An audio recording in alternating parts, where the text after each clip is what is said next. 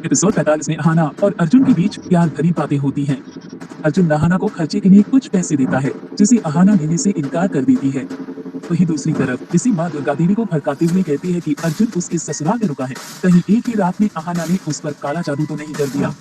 ये सुनकर दुर्गा देवी कहती है, ऐसे कैसे काला जादू कर देगी? अरे मैंने 9 महीने पेट में पाला है उसे, कोई बाहर की लड़की आकर कैसे उसे अपनी बस में कर लेगी? ये सब कहकर दुर्गा देवी मंदिर जाने को होती है। तभी किसी माँ फिर से दुर्गा देवी को अहाना के खिलाफ भड़काती है। वहीं दूसरी तरफ अर्जुन अहाना से वादा करता है कि वो उसे बहुत जल्द मायके से वापस लेकर जाएगा।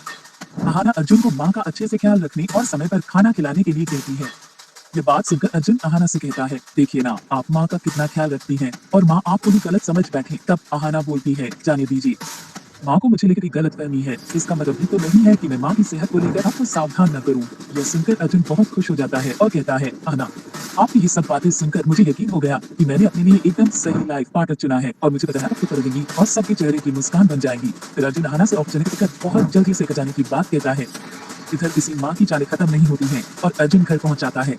फिर दुर्गा देवी के बारे में अपनी भाभियों से पूछता है। तभी किसी माँ के ताने शुरू हो जाते हैं। फिर पोर्टो भी आकर अर्जुन को सुनाता है कि जिस घर से हमारा कोई रिश्ता नहीं है वो उस घर में क्यों रुका। यह सुनकर अर्जुन कहता है, आपने अहाना के साथ रिश्ता खत्म किया है, मैंने नहीं। हमारा रिश्ता आगे भी ऐसे ही चलेगा क्योंकि वो मेरी पत्नी थी, है और रहेगी।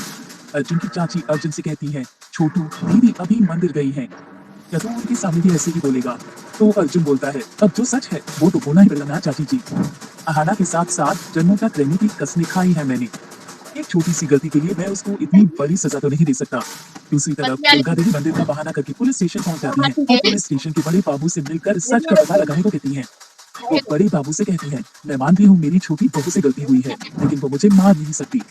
जरूर ही किसी और का काम है जो अपनी भड़ास निकाल रहा है। तो आप उस व्यक्ति को ढूंढिए जिसने गोली बधी है। सजा तो गुनहगार को ही मिलनी चाहिए, किसी निर्दोष को नहीं। तो आप मेरी छोटी बहू को मेरे घर में ही रखकर पूछताछ कीजिए। जब से मेरी बहू मायके गई है, ऐसा लगता है मेरी लक्ष्मी चली गई है। उसके बिना सब सोना सोना लगता है और थोड़ी देर में वह घर के लिए निकल जाती है। पुलिस अहाना को लेने अहाना के मायके पहुंच जाती है और अहाना को अटेम्प्ट टू मर्डर केस में अरेस्ट करने का बोलती है। आगे क्या होगा? क्या अहाना इस साजिश से बाहर निकल पाएगी या परिवार कभी किसी माँ का असली चेहरा देख पाएगा? ये जानने के लिए देखते रहिए बड़े घर की छोटी बहू। अपने पसंदीदा शो के लेटेस्ट अपडेट्स के लिए हमारे चैनल को सब्सक्राइब करना न भूलें और अगर आपको ये रिकैप पसंद आया तो लाइक बटन जरूर दबाएं।